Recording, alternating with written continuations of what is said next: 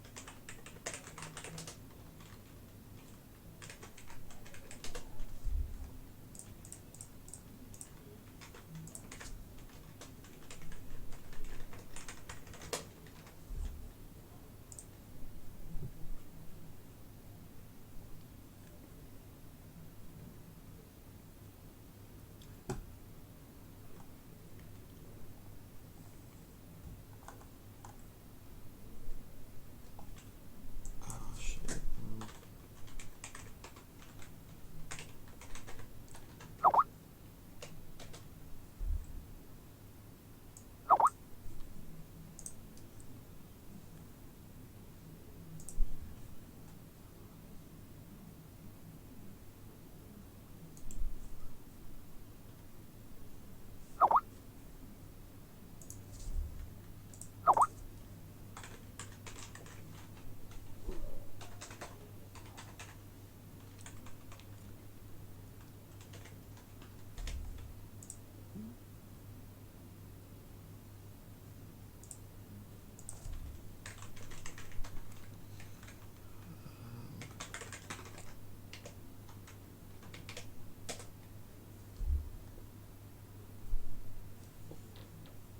Right, hang on.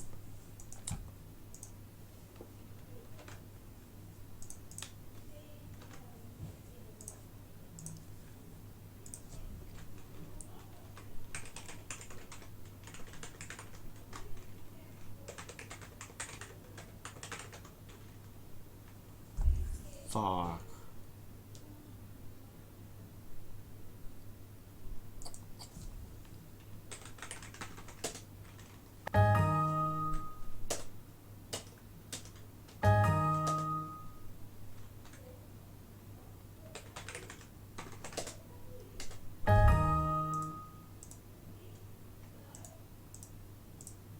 Jeez, it's about fucking time. Oh, did you win? Yeah, fucking 33 minutes later. Stupid retard.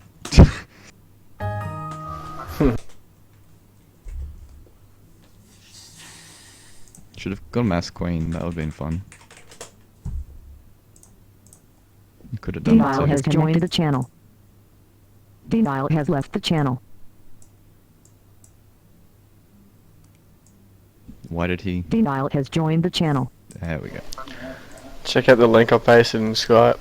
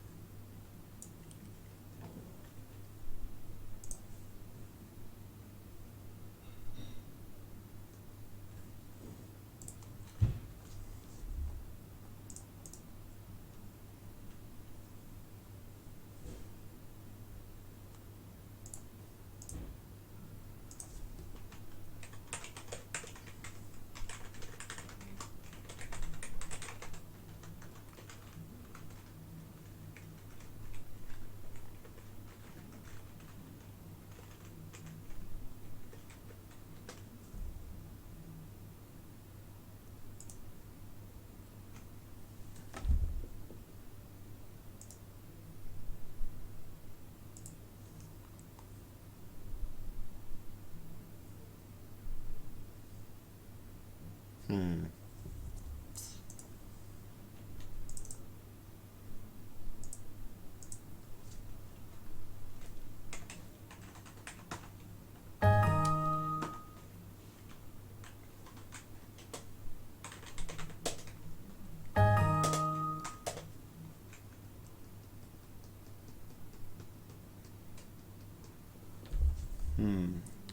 Can't remember what I made my password for Hotmail, so I can't get the reset link for SE2 SEA.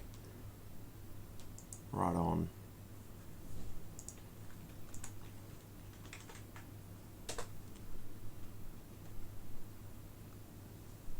It's all good. Oh, wait.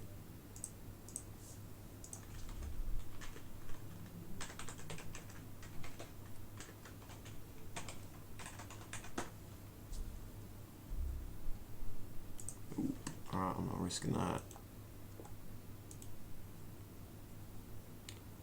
So who's the first match?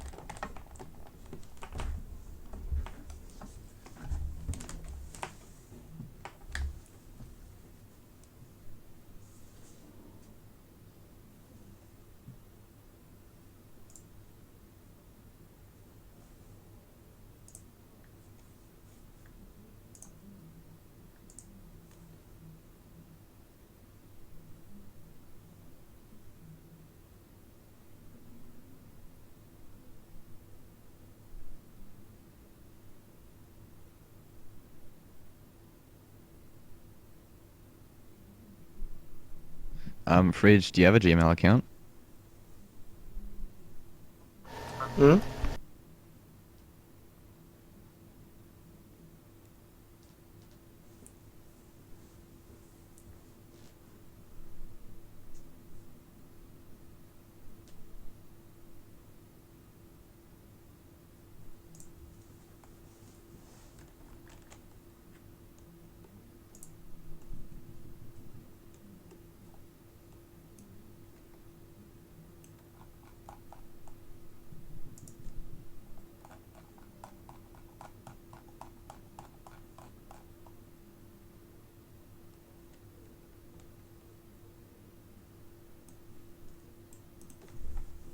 Alright.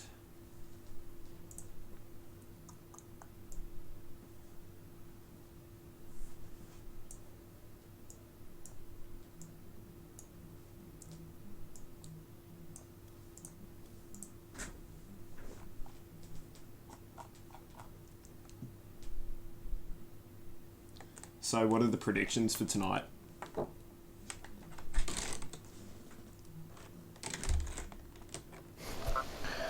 I'll try and be positive and say we'll get a 5-0. Always good to be optimistic. That's it. Hey, do you and DeNile want to jump into like a different channel or Yep. something? I'll Postage? just... Oh shit, I just tabbed in. Alright, let's see. Is there a different is there a stream link? Yep, I've posted it in the chats and whatnot. And it's in my comment if you want it. I'll just smash it into all of the chat boxes I've got open. Oh yeah. Alright. I'll jump into practice. I guess StarCraft Now 2. in the StarCraft 2 channel. Fantastic. So hopefully we'll be joined by DeNile. He'll be the DeNile has joined the channel. Fantastic. Yes, that's. Alright. I think you're echoing in my speakers. Does that mean Oh. you're echoing everywhere else? Alright, hang on. I'll just do one quick check. So, turn that off. Turn that off. Let's see. Oh wait, I might have the stream open.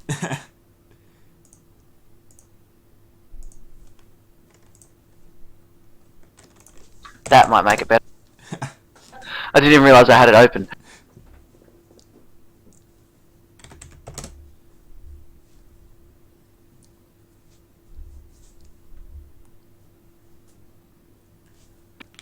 Cool. should be Well, good. I'm ready for whenever you're ready. Alright, the game's starting now. So this should be good. So what do we have first? A TVZ.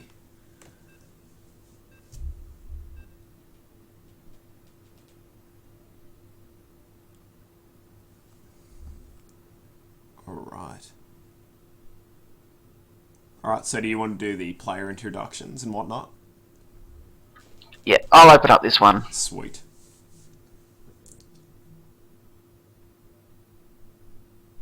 As we head into this game, a best of 9 between QED and Envision. This is QED DeNile and QED Postage, I believe. Indeed it is. And we're bringing you game 1, which is a TVZ starring Envision QWERTY. I didn't realise Envision. Is it Envision? I think so. I'm not sure. I've never actually heard the team name pronounced before. I've got a funny feeling I've called them Envision and they're not Envision in the past when I've casted their games. Well, they've picked up QWERTY. We'll say iVn has picked up QWERTY. Yep. QWERTY has been quite a prominent player in the BSGs and recently got out of that into Platinum. I didn't realise he'd been picked up by a team, but he is quite the powerful Terran. And he's going against our very own Mazia. Alright. And Mazia will be spawning in the top left and QWERTY down here in the bottom right. Fantastic. Alright, so I'll just get all the stuff set up. And there we go. So the GLHF's going down from the players. And we're into it. So what kind of strategies do you... because you've been a member of QED for a bit longer than I am, have you seen many of Mizare's games? Not much of his ZVT, to be honest. We actually haven't got a what you call a glutton of Terrans in QED. We only really have two. So I haven't seen a lot of his ZVT strategies, but I know that QWERTY says that he's not that good in ZVT, but as I said, he's had some very strong performances in BSGs, and a lot of those rounds are one round matches, so Yeah. he can definitely pull one out. QWERTY admitting that he is a recovering Diablo addict, something that most of us probably would have went through. And we saw Mazare go for that extracted trick just to get out that extra drone early on. Well, that trick has fallen out of flavour though for a lot of the pro Zergs. Yeah. They worked it out, and the gain is so minimal; it's almost not worth the micro. Yeah, indeed. Now we're probably going to be... But it does look fancy, so I'll give him points for that. So the scouting drone on 15, and it looks like we're going to be having a 15 hatch opening here from Mazare. Well, he's definitely confident with the hatch first opening, considering he hasn't played QWERTY for a long time, as far as I know. You never know what could be pulled out, including cheese. It is only best of one, so.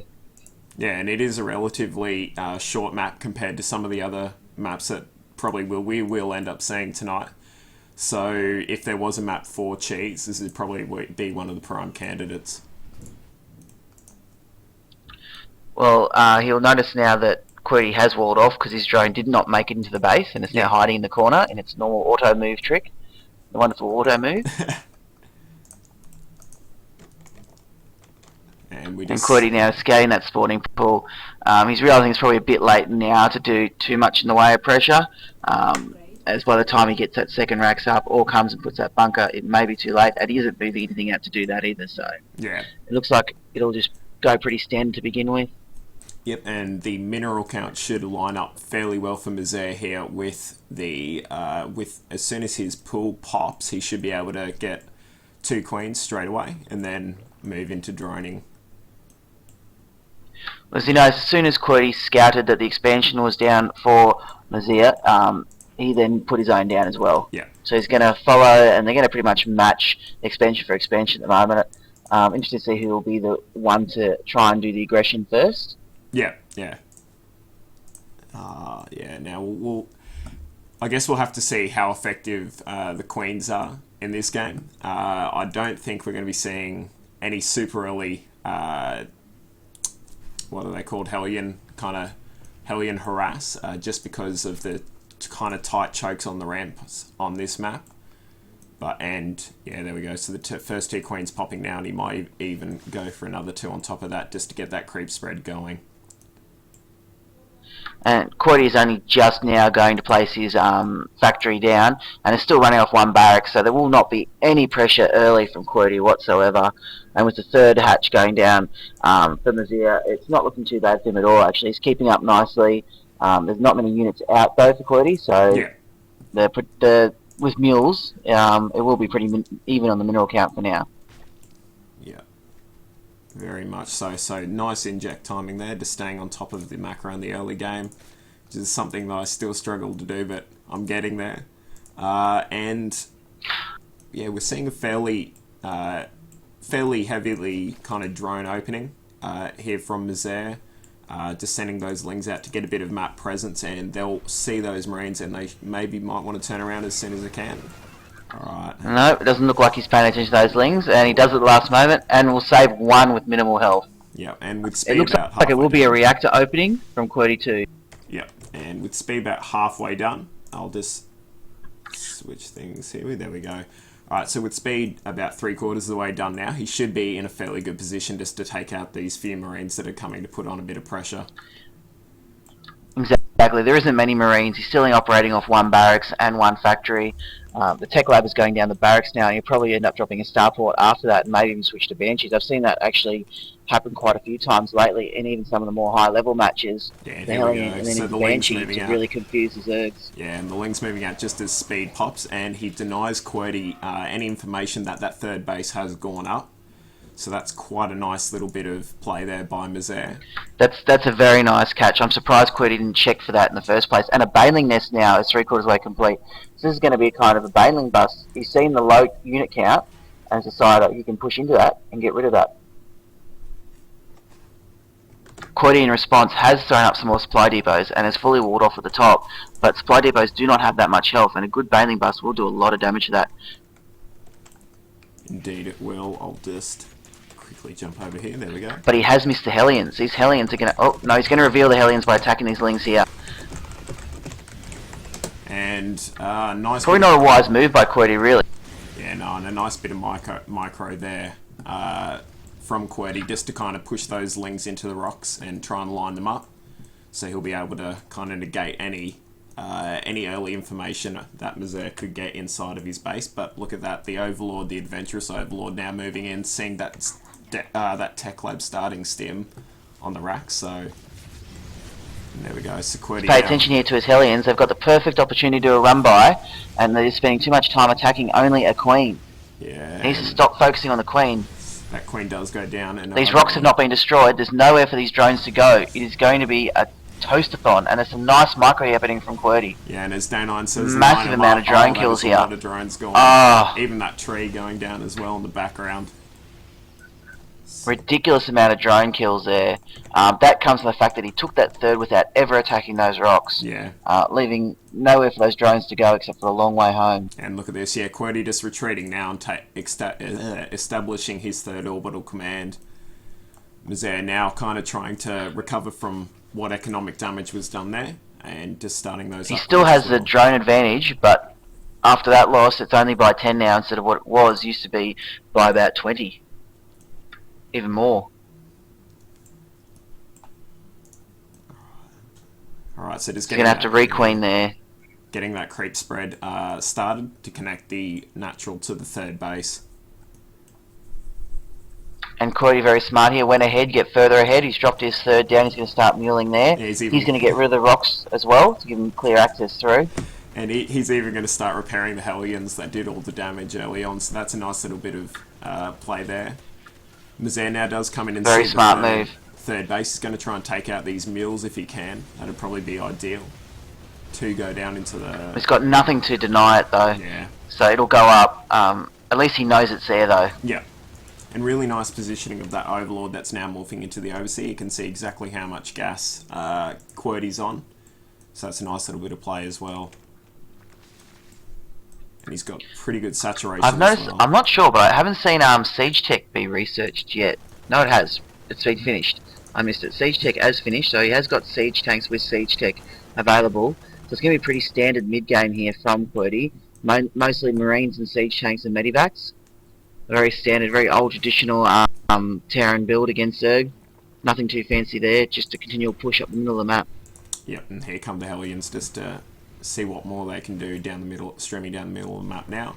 And these Lings are going to run by to intercept them. He's going to try not to line too many of them up, and that's a nice bit of positioning there from Misere. While there's a slight low, let's take a note of these overlord positions. Perfect to stop the spot drops. Yep, You really can't get much more perfect than that. He's covering that dead zone around there to prevent any drops sneaking past. Oh, and we'll go back is to these Lings now. Misere going to be able to the- catch these siege tanks out of position? It looks like one's going to go down. And will he get the second? No, he's just going to trade for some SCVs and some Marines. For just Lings, that's a fair trade. Yeah. I'll accept that. But he needs to watch. He's got it rallied still back in here. And as you pointed out just then, look at that. The medevac now flying straight into the path of the Overlords. A good call there. But even better position. Well, hopefully he's watching his mini-map here. If he isn't, it could be in trouble. Notice that level 2 attack and armor is coming for the ground unit, so he's going to go for a very Ling-heavy build here. But it doesn't look like he's noticed that medevac. He's not responding to it at all. Yeah, 6 infestors are on the way, but No, I'm he's sure that they're not gonna be able to noticed get it. there, yeah. And this could be quite a blow to Misere's Luckily economy for him, it's only one drop, so a nice round of Lings will deal with this drop. as he establishes a 4th and a 5th now as well. Oh, and those Lings pop in the base, but they've just run out, and here comes the pain. Nice bit of stutter step there from QED. No reaction Stutter as step. of yet. There we go. Pulling the drones, and now the Lings coming to try And nice clean up. positioning of those Marines too, preventing us around. Yeah, just making the most cost-efficient trade that they can. Lifts up with 2 and forces the mass recall of all those. We have SCVs. 13 Banelings. 13 Banelings morphing on the map. So Whoa, and a massive another attack drop over here. in the at third. Good fungal on those Marines. He's going Beautiful to chain a few fungal, though. more of those up. And watch them melt as the Lings run in to clean up. So good bit of play there by... be worth using another fungal on those medivacs though. Letting Yeah. those medivacs get away for free is not a good idea. And he had the energy to do it too. Yep, so QWERTY also now moving over, and he's about to finish up his 4th. And those speed banelings are now on the field. Well, 4th and 5th are coming up for Mazir. They're both expanding pretty heavily here, so they want to go to late game, but I can see one big attack coming from either, and it could be game over basically. They've traded armies pretty evenly so far. Adrenaline glands are coming up for the Lings though, so these will be cracklings, and they will do a lot of damage. Yep, so we've got... Oh, and even a macro hatch, I didn't even spot that. Where are the queens? That is a question that I'm asking myself at the moment. He's just got... Let's have a look. He's just got the 1 at the moment. So the drops from QWERTY must have cleaned those up fairly quickly. I would say so, and he hasn't had the foresight to replace those queens yet in his rotation. But he's now got the... He's starting to push out onto the Terran's zone. He's taken the nearest watchtower to the Terran base. Now it's just a matter of seeing if he can catch this army at the right time. Those siege tanks are on siege right now, so any push right now would be perfect. And will it happen? He's moving right into the site. Yeah, and the drop now Is happening he at going to the... hit? He's going to hit at the right gonna time. hit, and the A couple of good banelings come fungals in. here. Come on, Oh, connect. beautiful. Bang, bang, bang. Beautiful. And let's not forget though, there is a drop needs to at fall the back, though, now. 4th as well, and another Those drop at the infestors can't. You can't lose those infestors. He needs to fall back. Oh, He will lose them. Good fungal, but He will get a last final fungal off oh though. no kills there. Now the the drop at the 4th, we'll call it, cleans that base up, and also in the main base as well, the Marines now stimming in to clean up some drones. Good pull there, pretty good reaction time, but here comes the And it's a second double attack, drop yeah. too. He has got an Ultralisk coming down, so he's going to go into Ultralisk if he can defend off these drops without suffering too much damage. He's trying to target fire down the infestation good pit. split He there. should have probably just stuck to the lair rather than That's switch great. fire. And the GG from Nazaire calls it down. Oh, so a GG. that's game 1 to iVn, or Envision. Wow, that was actually... I wouldn't say that it was a mistake that Misere made. I'd say that it was just QWERTY staying on top of all of his... all the facets of his build. GG from both. QWERTY just knew when to take advantage of when he was ahead, and when he got ahead, he continued with it. Even the exchanges that they had, he just managed to do the right steps afterwards, as he said, like keep with the replacement of his expanding, Whereas Mazir fell down in his queen production. Anything he lost, he didn't replace. QED always was continually rebuilding and resupplying his army. He never let that falter, even when he looked like he was behind. Yeah. Alright, now I'm just organising, what am I looking at? Starboard at the moment, just to get a scoreboard up. I'll just figure this out. But who does it say who we're going to have in the next game yet? I'm not sure. I believe it's still being decided. Alright. Okay. Yeah, so it was, though, the positioning of those overlords, they were in the right position, which is what you want to see. But yeah, no, some fairly good positioning, and I'm not sure if you caught this, but when he went for that double drop in the main towards the end there, he sent one medevac through the overlord's path where he knew that overlord was, and then he sent another one kind of around it to kind of make Mazir think maybe it wasn't as big of an attack that it ended up being, which was a nice bit of play as well. Yeah, it ended up being a bit of a war of attrition there. Mazir just couldn't keep up with it. Oh, sweet. Now, how do I do this? Let's see. So, add. Is that the one? Looks like we might have our fearless leader Fridge stepping up next.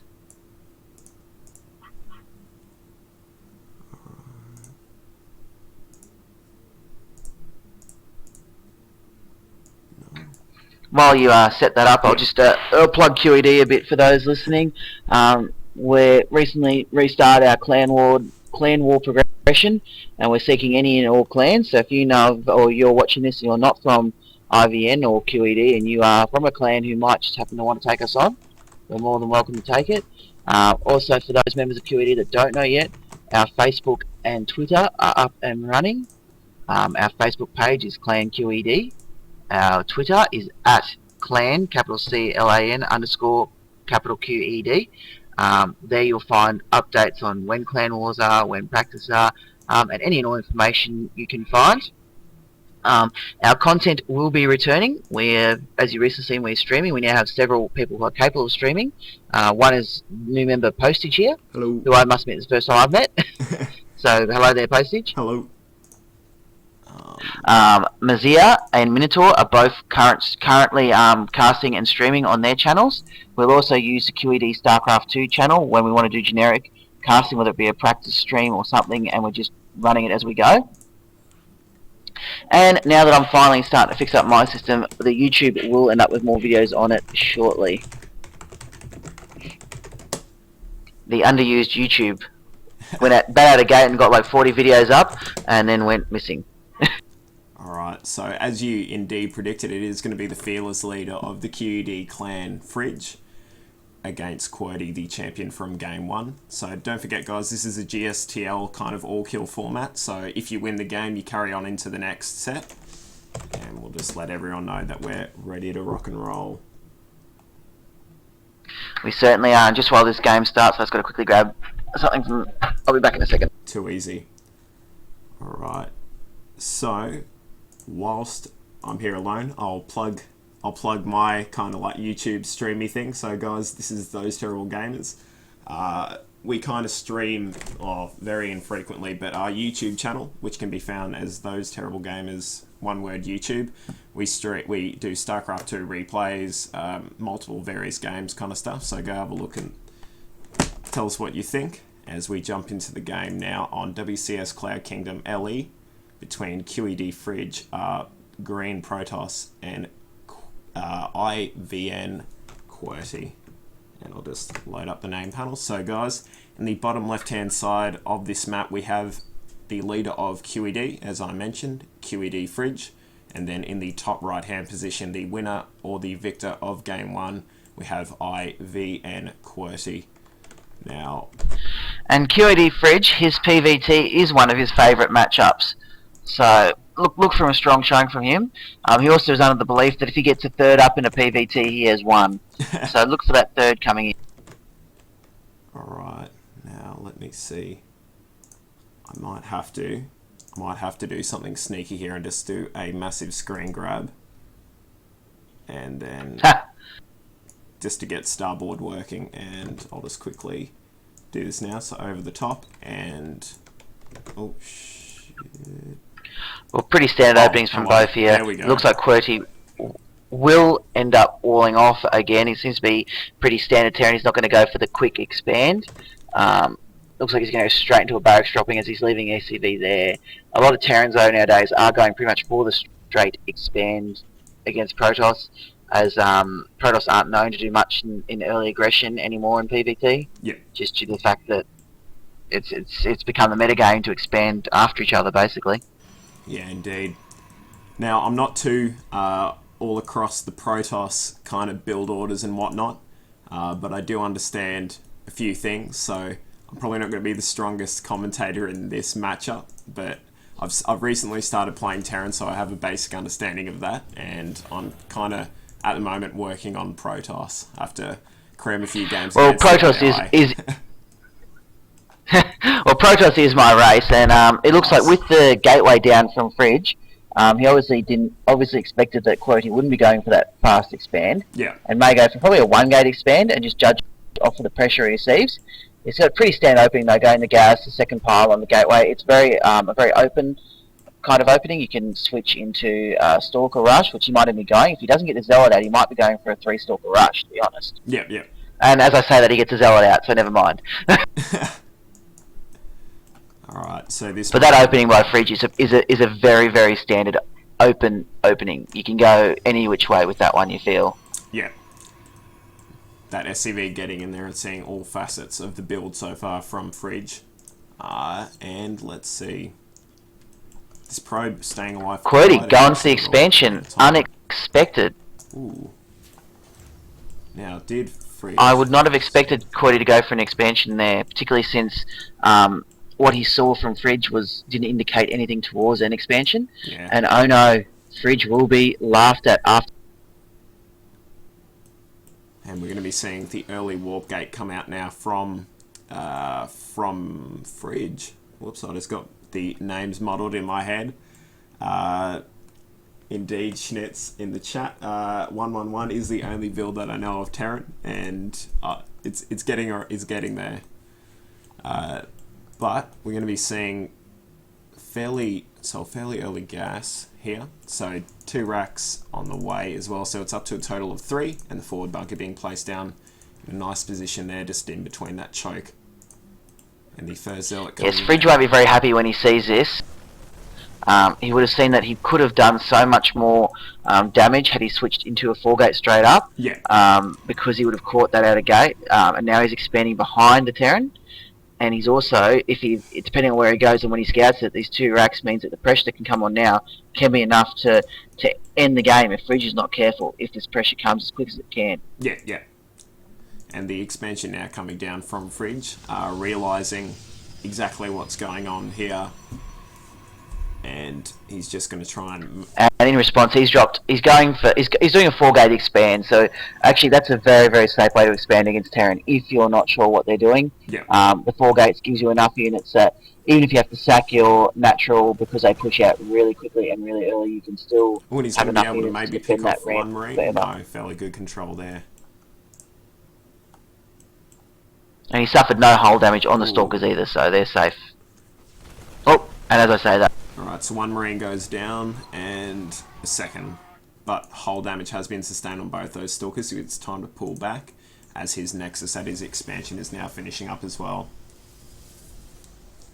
QWERTY's obviously worried it's going to turn into some kind of 4-gate or an Immortal Bust. I've seen a lot of Immortal Busts done on this map, quite effective, as they can come in from that space on the left and get nice around with those force fields, as he's dropping a second and a third bunker down, so he's very scared of that. This will work in Fridge's favour because it gives him plenty of time to build up his expansion, get those probes working, tech up without worry about being pushed, because that kind of mass marine can do a lot of damage early on as soon as stim hits, which is about halfway done now. Yeah. And the factory coming down, it's just about finished now for QWERTY. So we'll probably, maybe, looking at his gas, we'll probably be seeing a starport come down straight after, maybe. And just going into those... He also has an early, very, very early engineering bay down. It's been down for a while now, but he's yet to get an upgrade off it. So I think QED's a bit hesitant on exactly where he's going to go with this build. Yeah. And the reactor coming down now, so as soon as that starport finishes, he can just swap it with the factory. So we're seeing a bit of... Exactly, and still no upgrades out of the engineering bay, so Stim's just about done. I wouldn't be surprised if he does do a bit of a push out when those Marines, when Stim finishes, just to see what is sitting around in front of his base. He has no real map control at the moment, and has no idea what's outside of those bunkers. Yeah, and the Templar Archive's just finishing up now for Fridge, as the starport finishes up. Oh, the quick storm build from Fridge, another one of his favourite builds, I must admit. If it's not the early expansion to the 3rd, it's his Templar build. He does love it. Alright, so we're up to 5 racks now from QWERTY, and we're just waiting on the switch. There we go. So the switch now of the factory and the starport, and looks like the factory's going for a bit of a scout. As you do when you do the MM ball, the double forge going down now for Fridge, so he can start getting his upgrades up, and they won't be too far.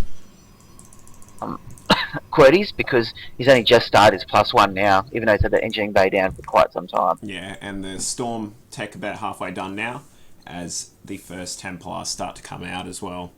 So he's going to be fairly safe from any kind of early aggression, and he might even, if he's able to go unharassed, I guess he might even be able to turn this into an aggressive push of his own. So both basically macroing at the moment, trying to get their armies up and their tech up to the level they wish to have. And they're pretty even as well. You look at the supply, look at the minerals floating. It looks like Fridge might be going for that 3rd soon. I know if I say that, the minerals drop back down. He's starting to float a bit high. Yeah, and the push now coming out from QWERTY, just to have a little poke, I guess, as nice job there, keeping the Stalker on the tower and being able to see that he might even be able to get a few shots off on the medevac if he's brave enough. Yeah, only seeing one medivac with that push means that even if he stims, there's not much he can do with that. There are more on the way, but yeah, the low medivac count and the fact there is really not that many units there, he can cause some trouble if he catches Fridge off guard with the drop.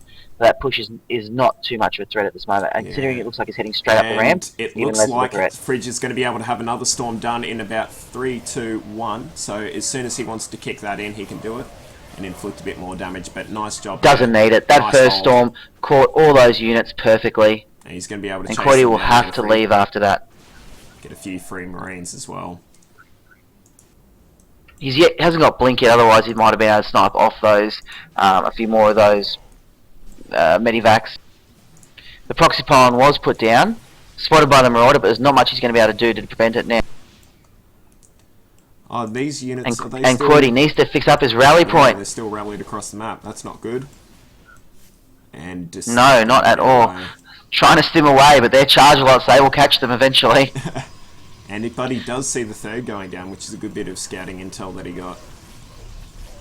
And he needs to stop that 3rd. You know what I said? If Fridge gets the 3rd against Terran, he considers it game over. The armory going down as well, about halfway done, and Ghost production beginning.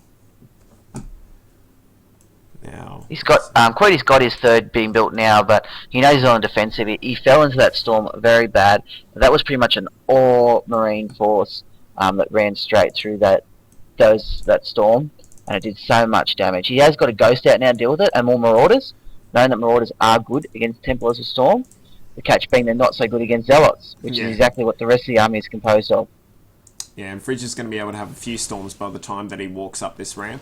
He's got at least 2 now, and he's just waiting on the remaining 2 High Templar just to get their energy count up. And he's got to be careful that he doesn't lose a few over-eager Zealots. He forces the stim, and loses 1. And watch out for the EMP. Oh yeah, that's going to be a big factor. And these Ghosts even look like they're going for a flank.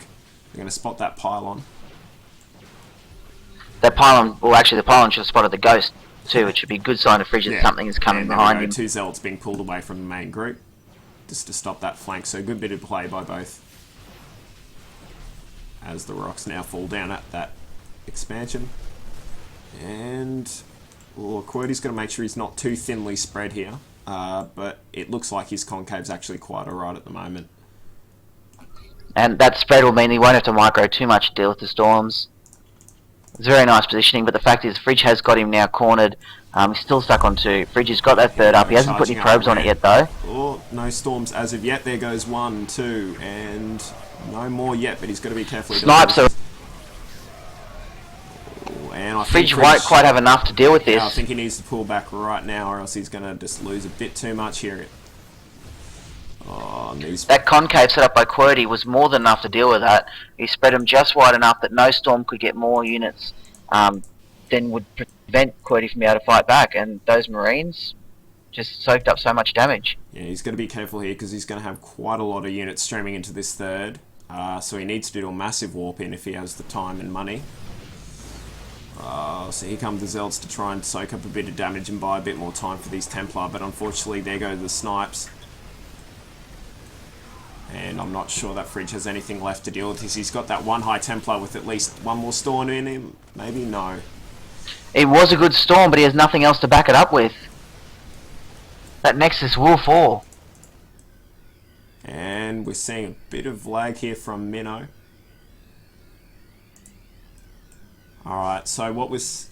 So we'll just break it down, just in case it doesn't reconnect or whatever. So, Fridge is in a pretty bad position here, I don't think there's any denying that.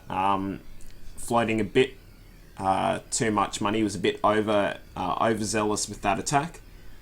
But at the same time, QED was quite well positioned, and yeah, he's going to be able to come in now and at least deny the third if he decides to pull back and get further ahead. He'll definitely deny the third, but with that much health suffered on his Marines and so little energy left on those medivacs, I'm not sure if he'll be able to push into the main of Fridge. Yeah. So there goes the third. And Minnow has left the game, and we're beginning in now. It's been beautiful use of the snipes, preventing the Templars from doing too much damage.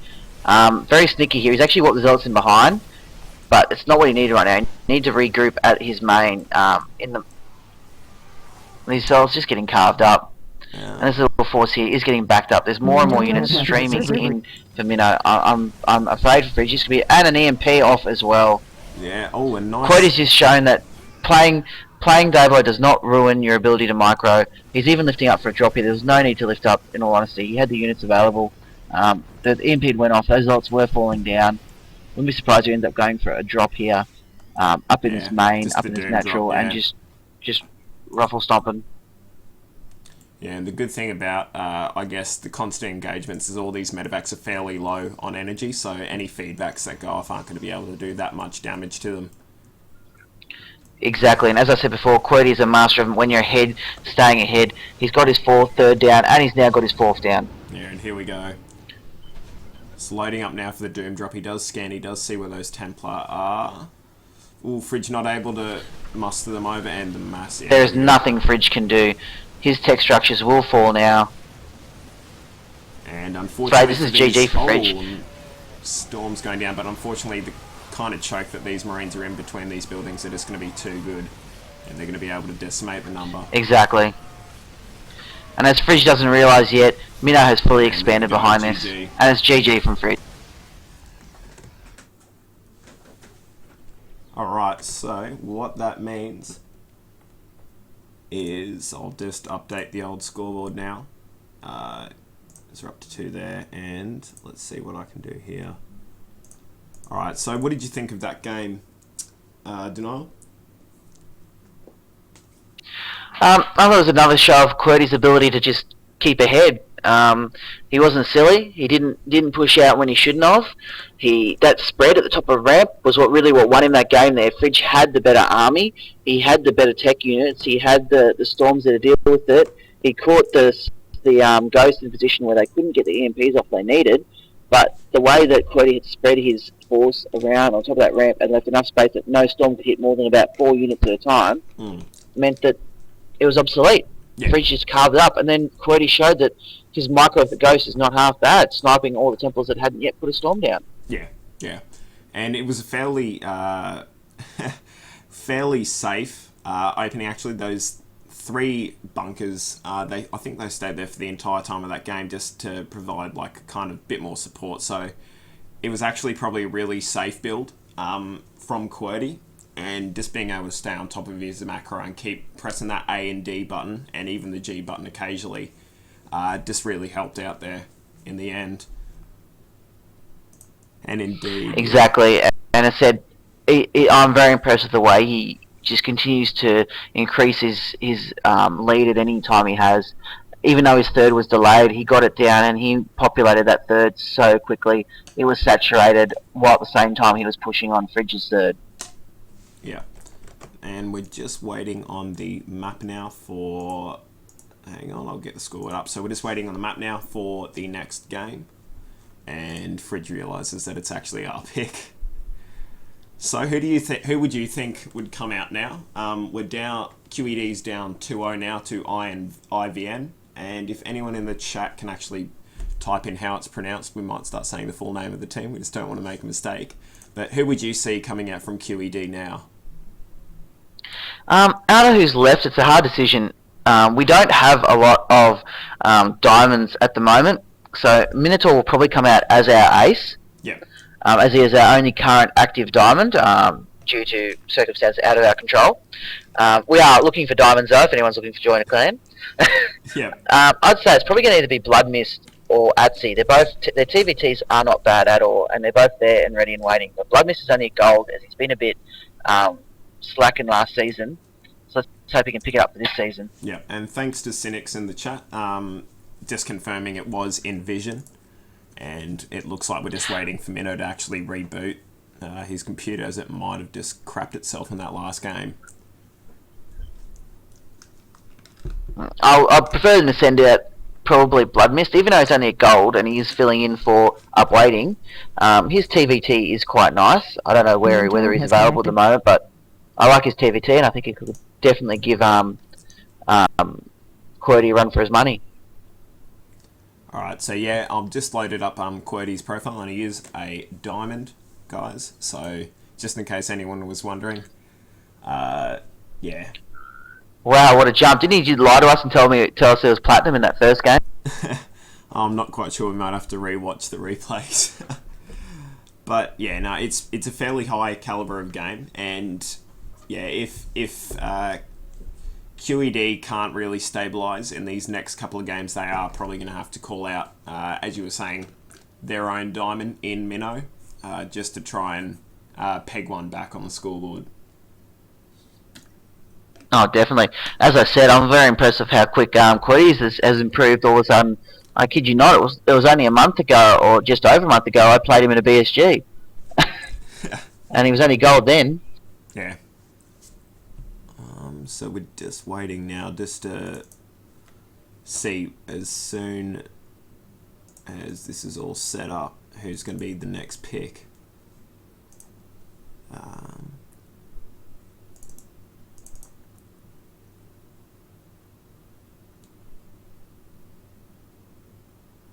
So let's talk a little bit about kind of strategies now, I guess. Like, so we're kind of getting to a crunch point. So if QED loses this next game, it's 3-0, and that kind of puts the game in a win or kind of a do or die situation. So would you be expecting the players to be doing kind of safe builds to try and do what they know and execute as cleanly as they can, or would you expect kind of an aggressive? No, I'd be expecting more. No, I'd be expecting more of a snipe to happen shortly. Alright, they're only best of ones, and in all honesty, we are outclassed by a lot of Envision's lineup, but that doesn't mean we can't put up a decent fight. And I wouldn't say that they would play, or everyone plays standard to a degree, but I would be surprised if we see a few more aggressive and early aggressive builds played, rather than these more macro games which we've seen lately. Yeah.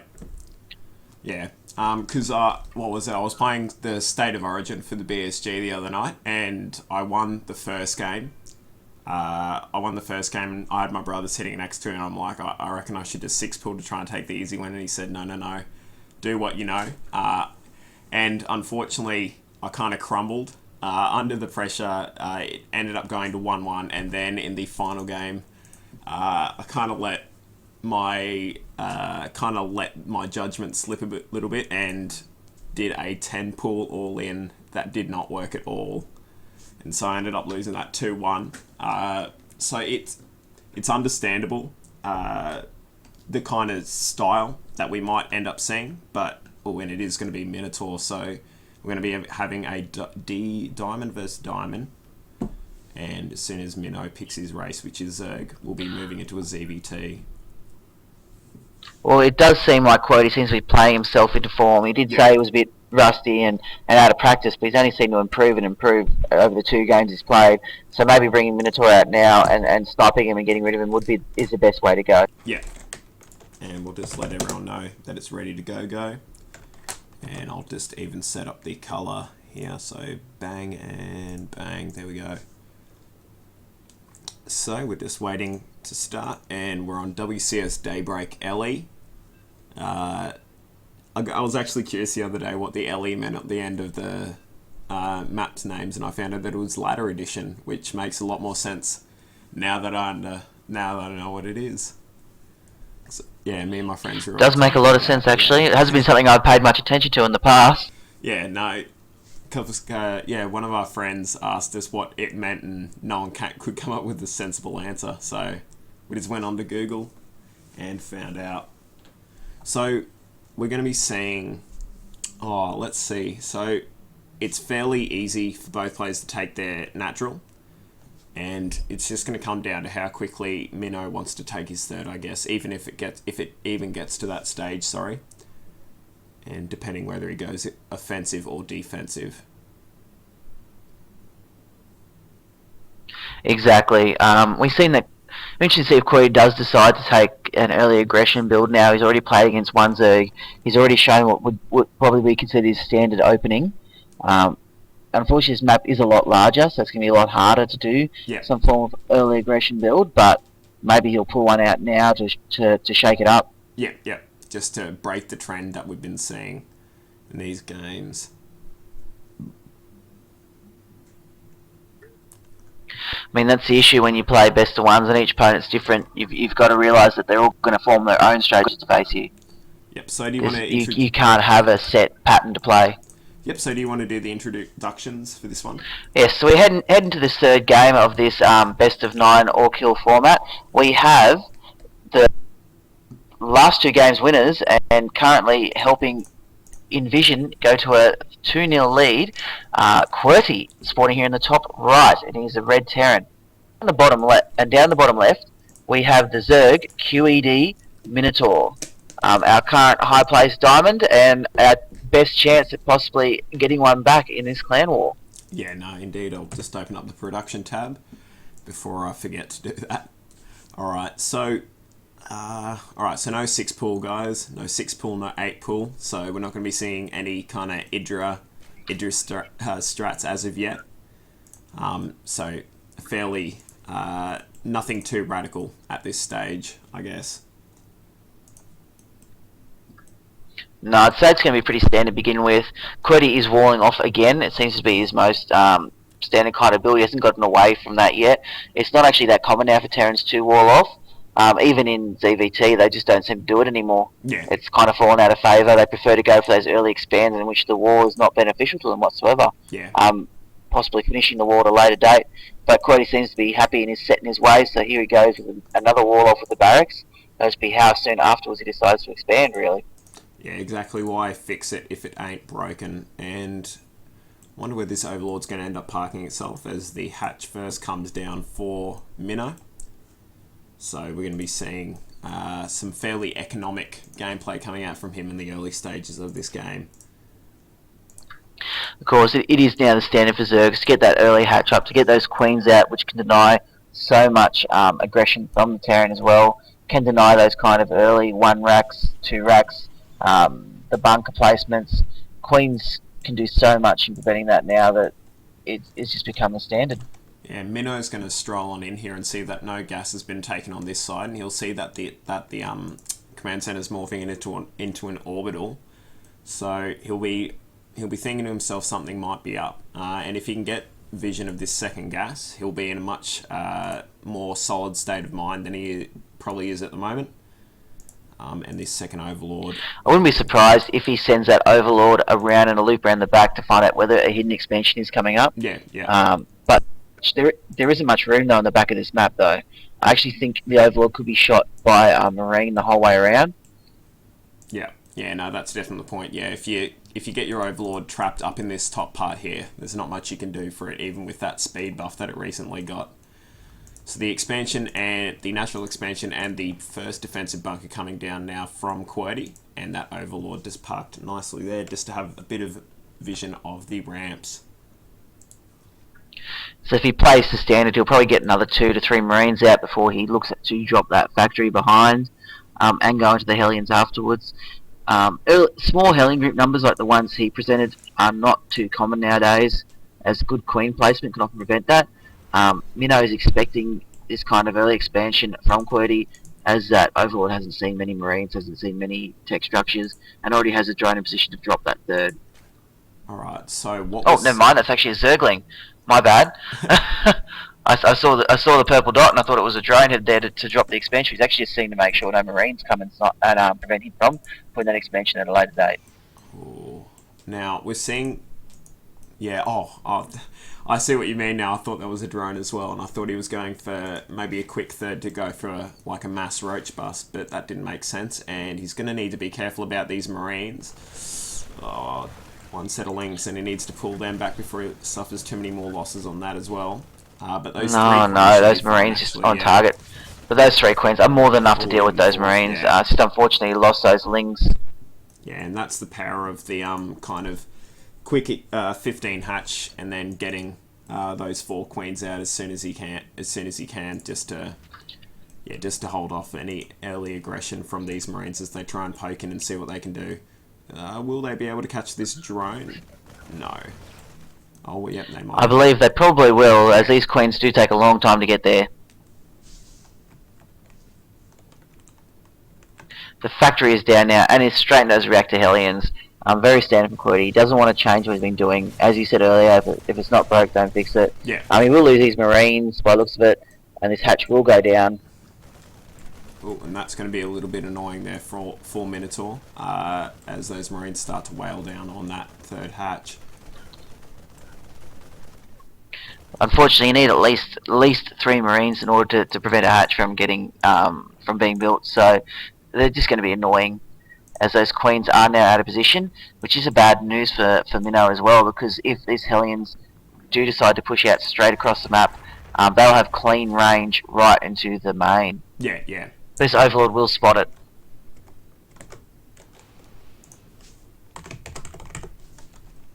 And these Queens now are returning just in time, as that Overlord did see the factory, and in response, he has sent those Queens over to block the ramp there. Yeah. Very nice.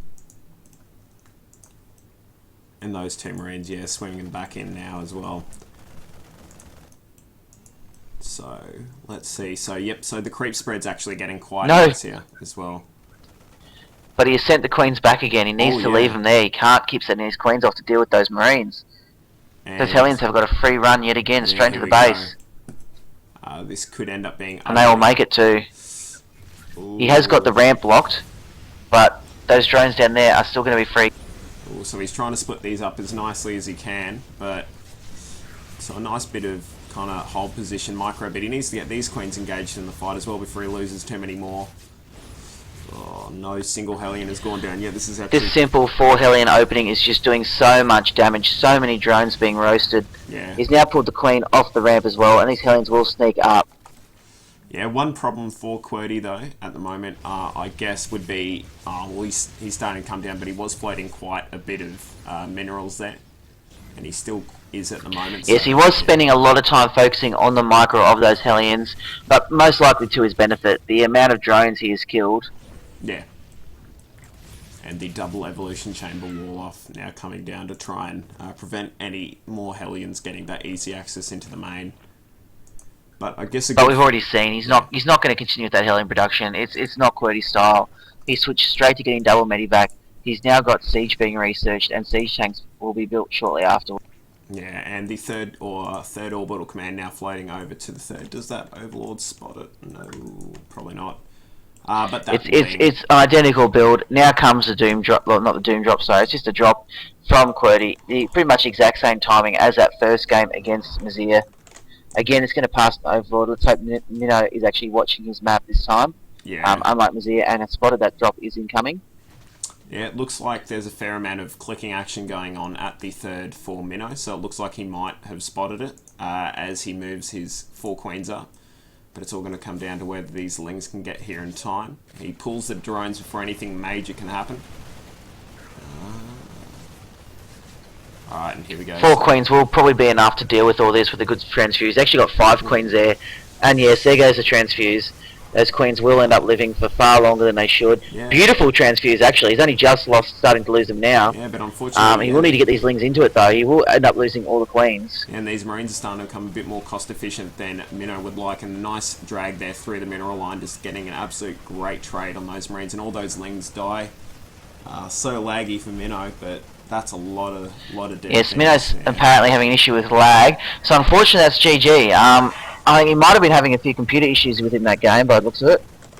Yeah, and that unfortunately that does put QED in a bit of a sticky situation at the moment. As probably, I'd say, yeah, we'd call him the ace player for QED. Has just been beaten, so that now puts Envision at 3-0, which is quite a sticky situation for QED to be in, and it's all going to come down to who Fridge chooses to go out next. Unfortunately, there's just Terrans left, and they don't seem to be jumping the gun to line up to play it, to be honest. Yeah, nah, in their position I wouldn't be jumping at the chance either, but we're asking for a regame. Yeah, Minnow doesn't seem happy about how he played. Unfortunately, he let the game go on a little bit too long in order to call for a regame. Yeah. Yeah. There's a fair amount of so I think we'll be looking at who QED will send out next, and I honestly think it will probably be Atsi. Yeah. Yeah, that's probably a solid choice actually. Any 1s, 2s, 3s.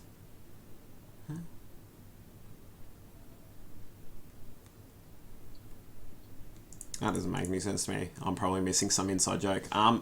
Yeah, so QWERTY, he really does have that kind of early expand build nutted. Like the execution of it from across all the 3 games, as you said earlier, it's just getting better and better. And yeah, no, that was probably one of the better. That was probably a better display of it. And yeah, just the damage that it can cause, like those Hellions being able to live for so long and being able to line up all those drones and kill them, just the damage is, out of control. Yeah, it seems that QWERTY has got quite a standard build for Zerg, and he uses it quite effectively, to be honest. It's surprisingly effective, to be honest, because I wouldn't have expected those Hellions to do as much damage, particularly in the second game. It was just a bit of bad placement by Minnow with those Queens. He let those Hellions in, and as you saw, it did take all of QWERTY's micro and took away from his macro to do it, but he did enough damage to warrant it. And it didn't take long to use that, and to use up those minerals afterwards anyway. Yeah, and it looks like some of the QED members are having a bit of a problem with BattleNet at the moment. So we're just going to have a quick break and play as everyone gets everything sorted on their ends. Just see if I can fix some of this stuff up as well. Alright, so there we go. So Fridge relogging in now. And yeah, if there was to be another player to come out, I'd probably go with... as you said, Atsi. I don't think we've seen a TBT come out yet, so it's probably going to be the best chance, I'd say, rather than send something that QWERTY's been kind of had a bit more exposure to in these matchups tonight. Of course, and I'm just looking at who's really available left for QED, and you really have Atsi and Bloodmist are the only 2 rostered players left around to play. Even just going through our more casual roster, there's no one else really to come in. Oh, it looks like we might actually be having a regame. QED seems to have agreed to the regame. That's very, very, very nice of him to do that. Yeah, that's good He was not sportsmanship. obliged at all for that regame. Alright, so I will just smash that back to 2 and do dot smash up the scoreboard so it's all correct now. So yeah, now that's great sportsmanship to see, or e-sportsmanship to see, I guess. And yeah, QWERTY, hats off to you, buddy. That's actually quite a nice thing to do. And yeah, as you said, it's completely not expected of him. Yeah, because Minnow did ask for it, but it was well after the game had been played and lost, and it's kind of revealed what QWERTY's build will be. So now I wouldn't be surprised if we do see something strange and different. Maybe even a 2 racks, or even a proxy racks. I wouldn't be surprised. I'm not sure what QWERTY has in his game.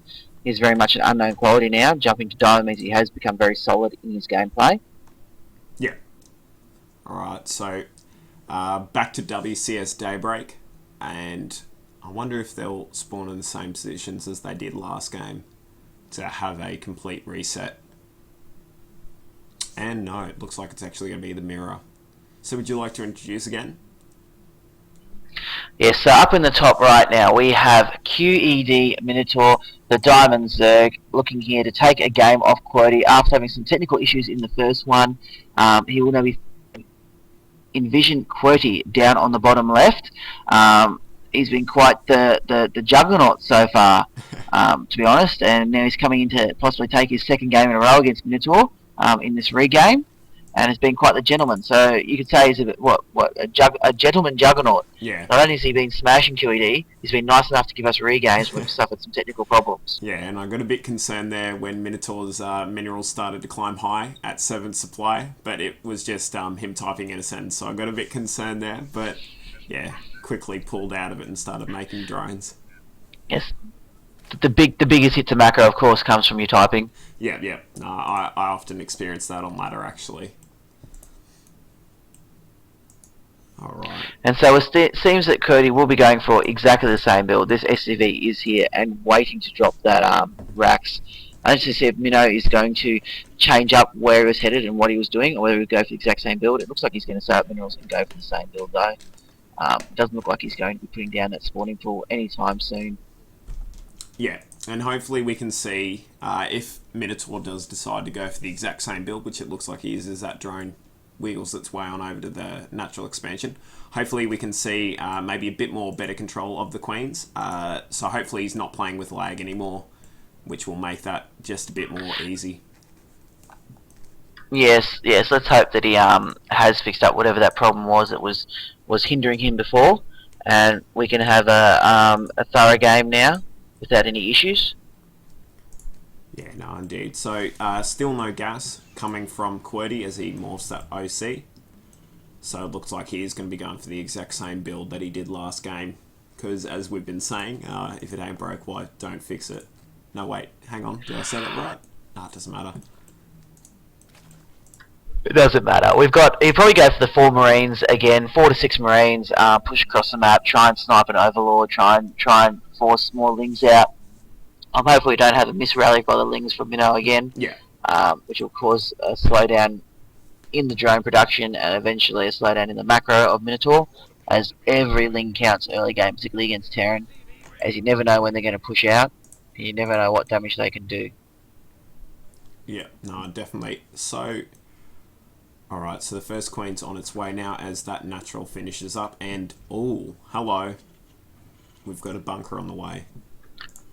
And QWERTY is changing it up, but he is not actually going to back this up with much more than just a bit of early scary pressure. Yeah. His build is pretty much identical to before, and as long as Minnow does target down his SCV, which he is doing very nicely, he's got Lings out now, so he'll let that SCV do whatever he wants. Yeah, and he's just splitting it up. These 2 Marines aren't going to get in there.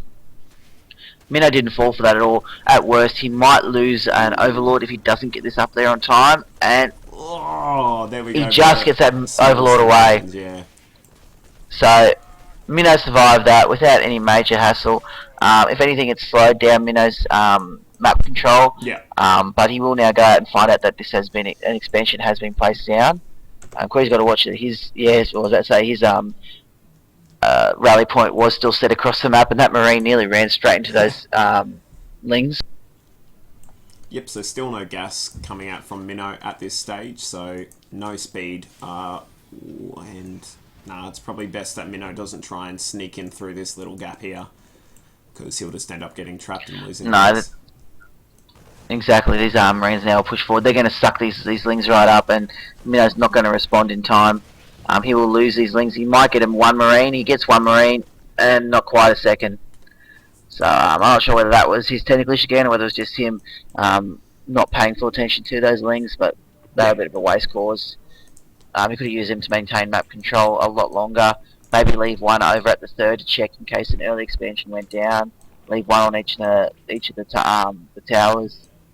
Yeah. Now, and we also see 4 gas coming down from Minnow now as well.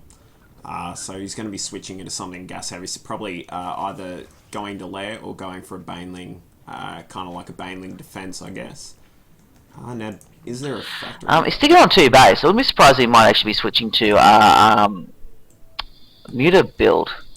Yeah, no, that's 2 base muter. Yeah, that might actually work.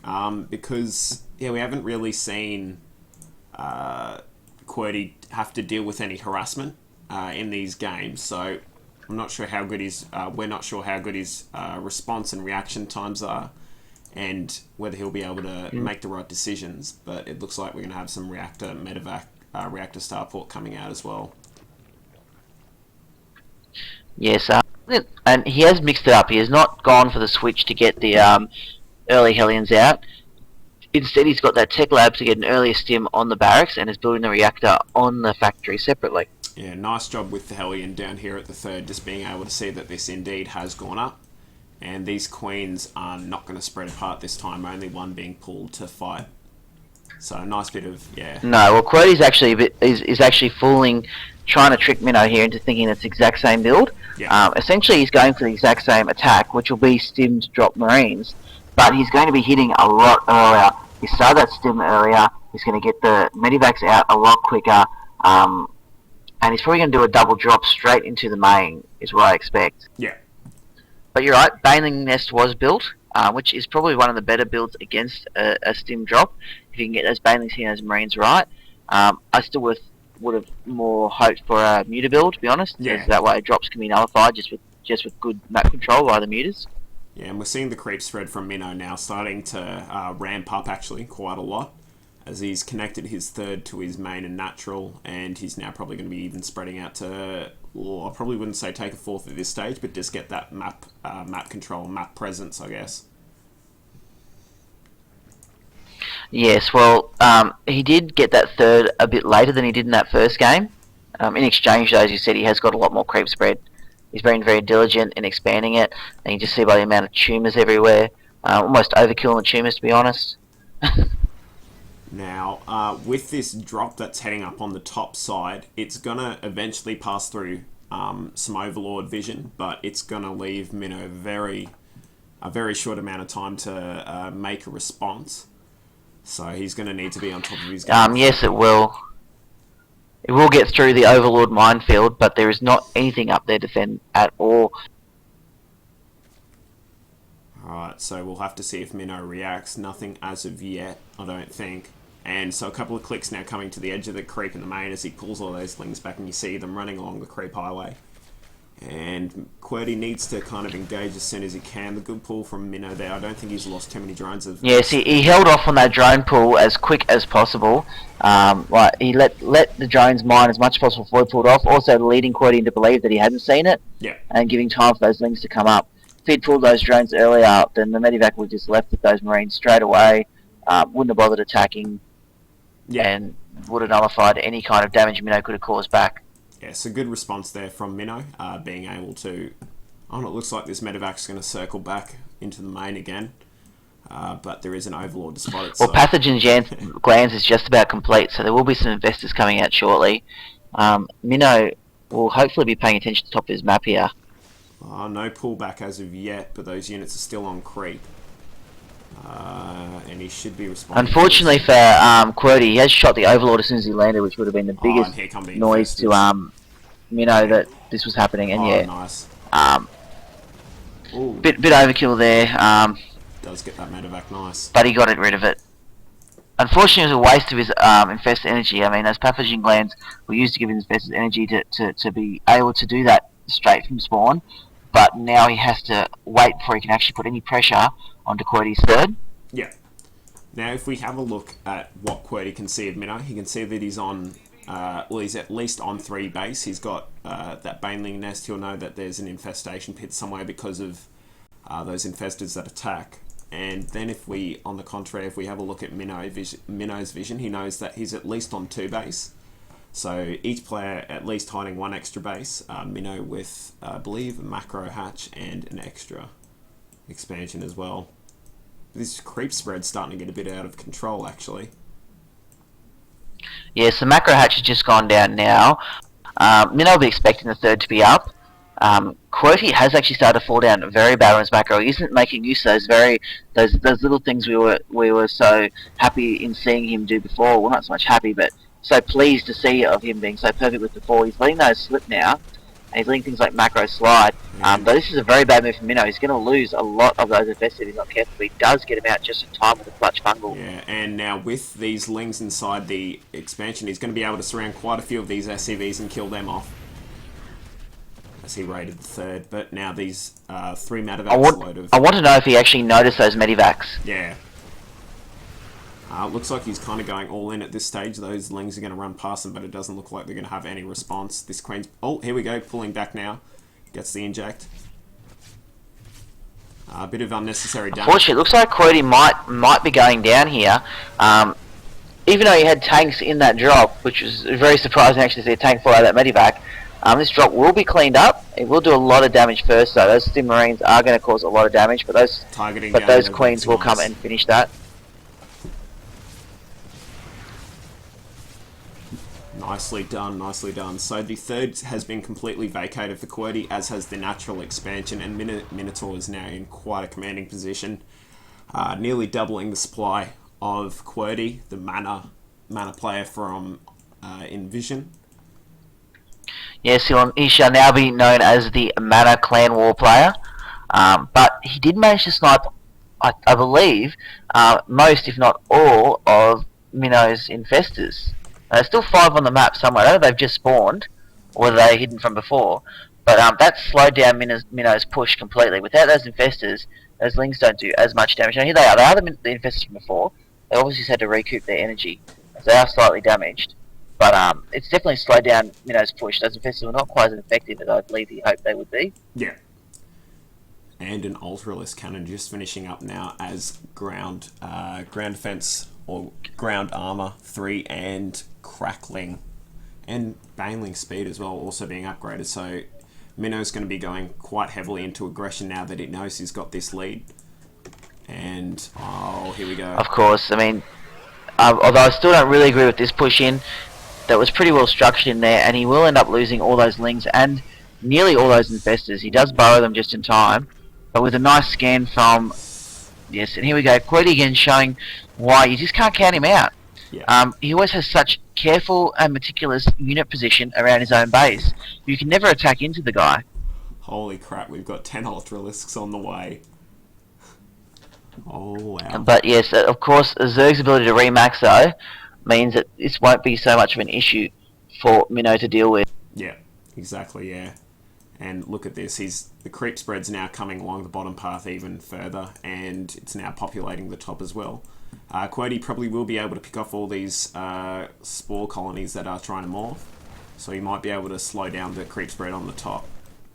But there they go, they're invisible, so he might have to burn a scan if he needs to here. So we go to the scan. That scan, I believe, will reveal the Ultralisk, so he knows they're there. And I think QWERTY can see the end is near. Very nice move from those lings there. They tried to get around behind the Marines and slow up their runaway. And they can start a step as much as they want, but there's just too many Ultralisks there. Oh, No infestors though. He's replaced the infestors with the Ultralisk, which is not such a good idea. You need those infestors when you've got no anti-air. Yeah, and it looks like Minotaur's going to lose his main actually, but he's going for a trade down at the third. Not lifting off as of yet, so he's going to lose that, and all those SCVs as well. He is, and also his lair is in his natural. His his name is lair. Its hive is in his natural, so he's happy to give away his main Yeah. in exchange to keep that more important tech structure, which they are all situated in his natural, where he can defend that quite nicely. Yeah, and these Marines are slowly melting away, and at the moment it's kind of free supply for QED, but at the same time Minnow's disengaging this large ball of Marines down at the expansion. Nice. But notice nice without the opposition. infestors helping the Ultralists, they are just suffering so much damage. Those Marines are just splitting and stimming and doing so much. Yeah, but look at this, yeah. Oh, the Baneman getting a nice hit off there on the Marines protecting. And it looks like it might be a bit too overwhelming at the moment, as Minnow's having to rebuild these spawning pools. This drop's still alive, I can't believe it. And here come the Queens now to clean up all the medevacs. And it's all going to come down to the transfuse micro here. So bang, there goes one.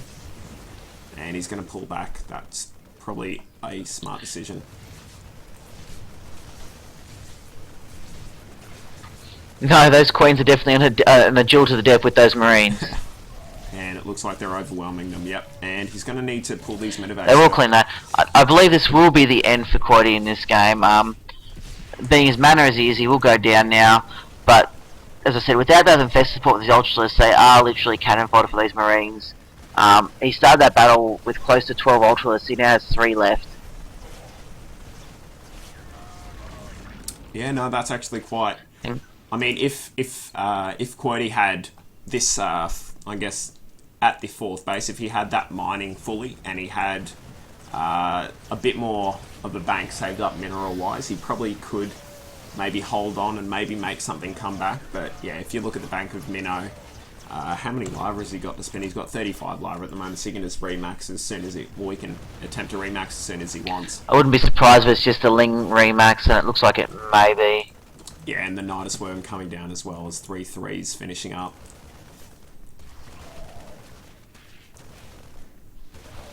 Yeah, it's just a case of too much now for QED to deal with. So the Ultralists were not supported the best when they attacked, but without the mining bases, QED will have to give the GG and well play. And being as manner as he has, Minotaur has managed to get a win for QED, bringing the score to 2-1 in Vision's favour. Yep, so I guess the thing to say is QED actually showed some really nice games tonight. And so it's going to be up to Envision now to send out their next player. So, yeah, that was quite... I still can't get over him allowing the regame. That was really nice. Hang on, let's... Yes, it was very manner of him, very nice of him. Oh, and it looks like there's the offer of a best of 3 to make it fair for a regame. And it looks like QWERTY's going to be taking it, so it looks like this is going to be a late night one. And we'll have to see now. I think I might have just discounted QWERTY a bit too early there. E-R-T-Y. Oh, and you hit the Y, not the T. There we go. So it looks like we're going to be having another regame.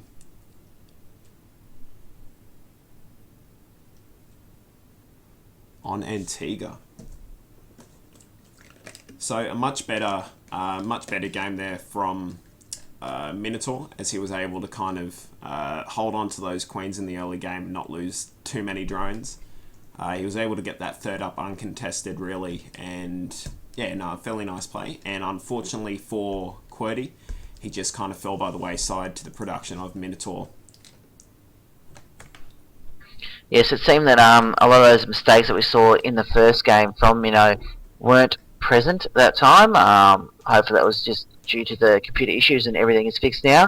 So we'll go this best of 3 between Minnow and QWERTY, which is only fair, and we're quite happy to do that.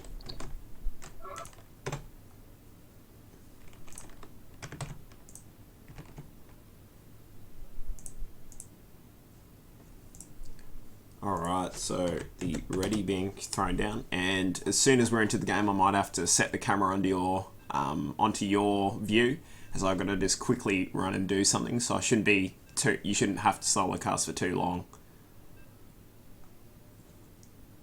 Not a problem. Cool.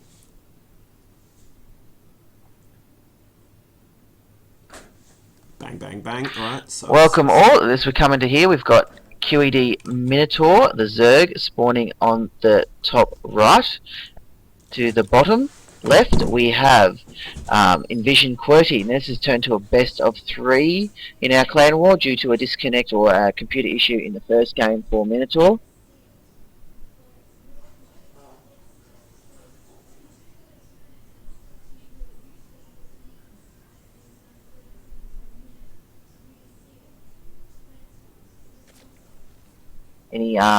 We'll see how these openers go and see if anything different happens. As it's been a best of 3 now, we've seen pretty much the same opener and the same build from both players in both games to begin with. QWERTY tried to mix it up with a bit of a bunker placement early in the second game, but that was more of a fake to try and get Minno's attention. Minno's going for a drone scout first and see if he follows it up with his early hatch, whether he goes for a pull first this time. And QWERTY looks like to be walling off again. He's got that SUV in the exact same position, and down goes the barracks now. So the barracks are down. He'll get out those couple of Marines probably to make way for the expansion.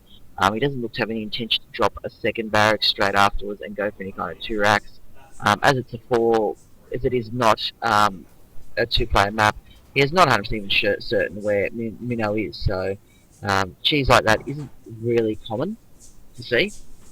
Minnow does manage to predict the right spot to scout. I mean, he has got the benefit of the Overlord scouting at the top for him, and Overlord scouting for the bottom for him. So that drone went straight to the middle and has spotted QWERTY. He'll now fall back with that drone. He doesn't want to waste it there. He's got his expansion dropped almost in response to finding QWERTY on the map. He'll now fall back to his drone. Will go back to mounting. And we welcome Postage back. Hi guys, I just had to go and turn the heater off in my room because I'm starting to sweat when I'm not actually doing anything physical. Alright, so what have we seen so far? So hatch first. So pretty much, has it been the same thing from both players? So far the same as always. No one seems to be doing anything particularly strange. Even looks like this SUV is down here to do an even early expand. Actually, the only difference is QWERTY's going to go for a very, very quick expand. He's not even going to get those 4 Marines out. He's going to go for an expansion straight after the second Marine, pretty much.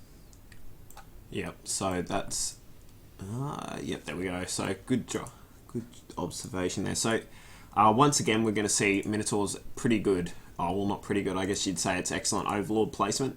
So he's going to be able to see any border kind of drops that come down in the later part of the game. And does Minotaur spot this? He does see that the bunker is coming down now. He pulls the appropriate amount of drones and starts producing some lings. So if he can snipe this SCV, that's going to be pretty huge. Oh, he just missed out on getting the SUV, but as he saw, he knows it's just a fake again. Yeah. Otherwise, SC would have tried to continue rebuilding that. There's not even any Marines following that. Actually, I lie. There is 2 Marines following that, but they're so far behind. There's no real threat of this bunker or these Marines doing any kind of damage whatsoever. Just gets the cancel off then, and he's going to need to actually pull back here now. Loses 1 ling because he just needs to wait for the rest, and now he should push in. Bang, bang, bang. Couple of free hits off on those Marines. 1 goes down, waiting for the second, and the Queen's going to pick off the SCV as well. So nice clean up there from Minotaur. So this game will look like it'll head straight into the mid-game, which seems to be the comfortable zone for both players. QWERTY will be hoping though to end it in the mid-game, as he loves his steam timing pushes, his Marine tank Medivac pushes. He would not like it to go to late game against. We saw that once the Infestors and the Ultras got out, it just became too much for Minnow to for QWERTY to deal with. Yeah, now the bunker isn't done this time. He's going to be able to pick off 1 Marine now. He might actually be able to... Nice positioning there, but he needs to make sure that he kills them instead of running by them. And he's going to be able to pick off these Marines before they can enter the bunker, and probably even do a bit of damage. He'll definitely deny the bunker, which is what he wanted to do. And now that the expansion is going to have to be lifted, as a precautionary method, and yeah, just going to wait till he's got enough Marines now to deal with these lings which are going to be sitting outside the base. He's not building any more lings in response to this. He's going to probably drone up behind it, I'd say. Yeah. Yeah, no, that's a pretty good response, and we see those Queens coming out now just to start spreading that creep. And I'm not sure that this is going the way that QWERTY wanted it to. Having this early base denied its mining time pretty much negates its purpose. So this is going to start to get under his skin a bit, and if Minnow can actually end up saving these lings, it's going to be beneficial, but it doesn't look like it, so he might even be able to run into the main if he's quick enough. But no, nice position. Nice micro. No, well, Minnow's quite with that. He's actually going to go for a 2-base roach all in by the looks of it. Oh yeah. Oh, look at that. Alright, so He's still only mining off 2 gas. The roach, he's dropped 2 more gases now, so he can possibly work behind this if he wants, but I'd say he's going to go for a very large 2-base roachling push. He has got that drone going out to drop the 3rd though, so it won't be an all-in as of such. But this will definitely be a hard counter to that early Hellion harass, which has been plaguing the Zergs that have faced QED today. Yeah, no, definitely. So the speed coming down now, so it's not. So it looks like it's going to be Roach Ling and a Viking coming out from QED, which is actually quite a nice touch. And it should be able to actually pick off any of these overlords that it can find, which will, I guess, inhibit Minnow's attempts to keep staying as high on supply as he can. Of course, and QED is held off here with this push, which is probably wise too, because it'll give enough time to actually see what is coming from Minnow. Had he pushed in a bit earlier, all he would have seen was the queens, and not learnt these roaches were on their way. As it stands now, he will learn the roaches are present. These queens did get a bit over eager, and will end up losing themselves. But he's trying to hide those roaches. Now you have to give him away now. I see what Minnow was trying to do there. He was trying to hide those roaches. He didn't want to have to send them out if he wanted to. He was hoping he could push back that pressure with the queens, but unfortunately he had to reveal those roaches. And now they're going to chase those marines all the way back to base. QED should be placing down bunkers in response, and he has got 2 coming down straight away. Oh, so he didn't even rebuild the one that originally got destroyed. So that could be quite an important factor in how this works out. But there are a lot of marines at the It top will of be, that because he ramp, will not have he will not have all the bunkers up in time to deal with this. I don't believe. He needs to keep pushing them. He can't fall back with those roaches now. They're across the map. They're trapped. They have to do something. And even if he can go over and force a cancel on that 3rd, that'll probably be a favourable outcome. But he does need to inflict some damage, as this supply is quite inflated at the moment. And oh, here come the banelings. He's also managed to supply block himself, which is not a good move from Minnow. He needs to get some overlords out, and he can't though because he's got no lava available. Oh, and it doesn't look like this overlord is going to see the drop that's on the way. But this might actually end up being fortuitous for Minnow if he pushes in now, because there's no forces at home to protect. There is nothing in those bunkers. This is only going to be a base race of such, and Minnow should be able to deal with the base race. He's got those overlords out now. If this drop doesn't pull back, he should be able to muster enough units at those bases to deal with this drop. Yeah, now it's all going to come down to his... But Minnow needs to keep pushing up that ramp. He can't sit idle. He needs to turn this into a base race of such. 36 slings are being built by Minnow at home. That should be more than enough to deal with this drop if he can muster them together and hit it once. Yeah, and all the SCVs are on attack command here, so they're all going to go down in a blaze of glory. And the spawning pool now being targeted, so these marines are actually going to start to fall by the way. Oh, here we go. And they're starting to melt slowly, and this drop looks like it's going to end up being cleaned up. Minnow's being very hesitant here, though. He can't make up his mind whether to stay on attack or not. He needs to stay on attack. He's got this game won as long as he stays on attack, and here goes the GG from QED.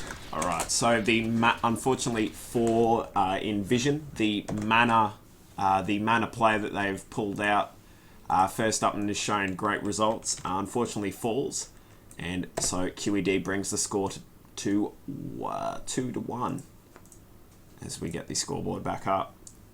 So that was, I guess the one important factor of that was that expansion kind of being denied for that time. So he was kind of behind on Marine and SCV production, so he wasn't in as comfortable a position as he might have been in had he been able to get that down and that push had come.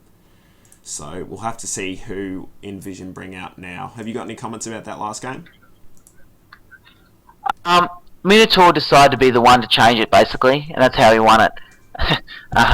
Everyone was basically playing very, very similar each game, and Minnow was the first to change it, and it caught QED straight off guard.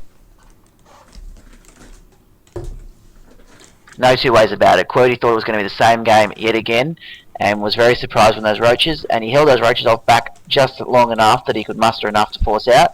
QED decided to thought the roaches were falling back and decided to drop. It was just bad timing. Yeah. He needed to stay there. He needed to defend. He could get that third hadn't been spotted yet. He could have kept filling that third with mules, and so the production could have at least kept similar to what Minnow was getting off his 3 bases. Instead, he went for that drop, and that was pretty much the game. Yeah, no, I completely agree. Right, so Minotaur going to have a quick loo break in between games. So yeah, not a problem. I actually have to go for a little bit. The wife calls. okay. She's gave me a call. She's going to be home shortly. I have to do some husbandry duties. If you can find someone else to jump in, by all means, mate. Don't know how long I'll be. All right, too easy. I'll try to keep at least within sight. I'm updating the Facebook and Twitter as tonight's games are played. Yep. But thank you very much.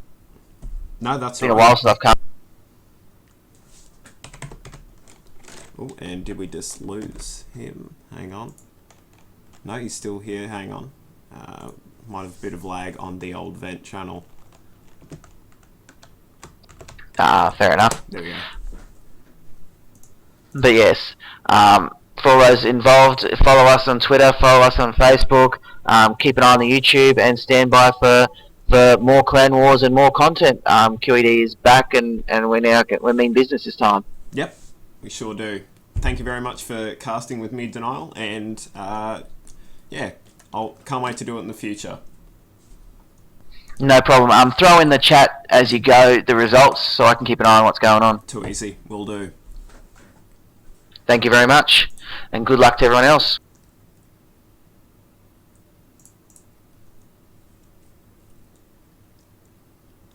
DeNile has left the server. There we go. Alright. Oh, and we've got an offer of Fridge to come in. Yeah, boy. Alright, so we've got an offer of Fridge to come in and co-cast the remainder of the games. Alright. David Goey has joined the channel. Welcome, Fridge. Alright, cool. Sup. Not much. That was fairly impressive game there, actually. And yeah, no, we were commenting on how manner that was of QWERTY to do the regames. Yeah, no, it was excellent. When Standard just PM'd me saying, do you want to regame? And I'm like, I don't know, man. It's completely up to you. And he was like, yeah, sure, we'll do it. And I'm like, sweet. And I thought during the game, I said, well, we should probably make this a best of 3 just to make it fair. Yeah. No, it's pretty logical decision there. So, I guess since you're on the inside of this clan war tonight, what are your thoughts on what's happened and what might end up happening? What's your predictions? Well, QWERTY had a sick ass run, that was really good, and in my game I got a little overzealous and just tried to end it straight away, which was probably not the best idea. But he's been playing really good, and those games against Minnow, you could definitely tell the difference between the game that was laggy for him and the other games, because it's a completely different level of play there. But yeah, it was really good. I reckon it'll be incredibly close towards the end here. It just depends on how the rest of our roster is going to be performing tonight. Yeah, no, good points. So I guess kind of the next thing is when it did get to the point of being 2-0 in Vision's favour, what kind of did Minotaur put his hand up and say, I'll come out now and try and snipe before this gets too much, I guess, more out of hand? Or was that like a group decision, or how did that work? Well, yeah, no, it was definitely a mix of snipe and decision. He wanted to play, and I wanted to snipe. So, yeah, it was definitely a mutual benefit from getting him in there. Alrighty, so I'll just join on in the game now. So, do we know who's coming out from Envision? Yep, Stinger will be right. playing I'll just update. against Minotaur. So this will be a ZVZ. Diamond Z vs Diamond Z. Alright, so I'll smash. Who am I missing? Alright, DeNile, but he's not here anymore. Yeah, no, he's He's had to hop off to do some husbandly duties. Wifing. Yeah. Yep. Some wifery. So yeah, so he's going to keep tabs and keep updating the social media side of it. And so we're just waiting on Stinger to accept now, I guess. There we go. Sounds excellent. Alright, so I'll just update that as well. And we'll turn on the scoreboard. There we go. Alright, so... Alright. So, I asked DeNile this question earlier as well. Being 2-1, it's not as dire as it was in the last game, but what kind of builds would you be expecting Minotaur and then Stinger to be pulling out? Would you be expecting kind of safe builds or all-in-ish kind of builds just to try and get a quick win? Or, yeah... Well, ZVZ I know very little about, but like most mirror matchups, there's generally a good combination of macro and cheesy builds. I guess it really all depends on whether they're comfortable in risking a game to do it, and whether they believe in themselves enough to pull it off without losing. Yeah, no, on the weekend, I had the pleasure of being at ACL Brisbane Regional, and I got to cast ZVZ between Moonglade, and I think it might have actually been Forever Cynics. It was someone in the Forever clan who was a Zerg, and yeah, that was a pretty intense ZVZ. So Nice, yeah. very, very nice. Yeah, so I think Cynics is even in the chat. I think it was him, but yeah, no, it was close games, but it's pretty much just in ZVZ trying to get past the Ling to Ling stage, and then I guess if one of them goes fast Baneling, trying to get past that, and then it kind of opens up a bit. So it's going to be fairly mirrored in the production, I guess, for a while, and then it'll start to deviate as each player decides what course they're going to take. Yeah, I know Minotaur is a really big fan of 15 hatch into roaches. I haven't seen him go down the Ling Bling style actually at all, as far as I know. But it looks like they're both lining up here for a 15 hatch. Both just no gas, no pull, just going straight for the expos here. So it looks like it's going to be a pretty nice macro ZVZ. Yeah, no, I remember the first night I jumped on the QED clan channel to play some games. I did 2 ZVZs against Minnow, and he did the roach build. And I blindly went one base muted both times and was able to grab a win. So he does prefer nice. that roach build, and it nearly worked the first time. It was so close. For some reason I threw down a few spine crawlers and it ended up paying off. But yeah, he's a really good ZVZ player. So yeah, it'll all come down to what's happening. So we're seeing the gas coming down for Stinger, which will be kind of the first deviation, as he also has a later... Yeah, much earlier gas than Minnows, who's not opting to get gas at the moment. I know from watching him, he actually doesn't get gas for quite some time, and I do lose speed for a very long time, so it'll be very interesting to see how this pays out here for Stinger. Yeah. Oh, whoops, sorry, just had a blowout. Ow. So this Overlord now coming in for Minotaur, spotting that hatch finishing up, so he knows that the opening has been the same build, but it looks like Minotaur's actually going to get the scout off faster than Sting will, just because... Oh no, but Sting ran in with that drone, so it's going to be fairly even, but the intel that each player's got's fairly the same. Yeah, and Minnow here planning down 2 spine crawlers at his natural, just keeping him safe at any kind of zergling shenanigans that might be going down. Speed here coming down for Stinger, and not really much else going on here. Minnow still opting not to get any gas. And throwing down those 2 precautionary spine crawlers at his expansion, as I think he can sense, and there we go, there's the Baneling nest, I think he can sense some kind of Ling run by into, a nice positioning of the Overlord to see them Lings moving out. So yeah, he's going to be having those Queens park themselves at the ramp as well. But I don't think he knows... Yeah, at this point, I think Minnow's... I think he's quite clued on about what's going on here. He's probably played... I'm sure he's played enough ZVZ to realise what's going on here. Yeah, and here we go. So bang, there goes 1 Ling, 2 Ling, and whoa, huge reach there from the spine crawler. Yeah, he was certainly giving it 110%. So Minnow taking his gases now, taking 3 gases, and no tech path chosen as of yet. I do expect that Roach Warren to be coming down very, very, very soon. Yeah, and Minnow has been slightly ahead in the some defensive banelings morphing. I don't think he understands that there's no aggression coming at all. But what was I trying to say? So Minotaur's actually going to be quite a bit ahead in the drone count in this early stage of the game. So this will probably help him transition into tech. Still no real path has been chosen, as he's just got that spawning pool, so he might be looking to go lair or maybe roach or something, yeah, as we've been saying.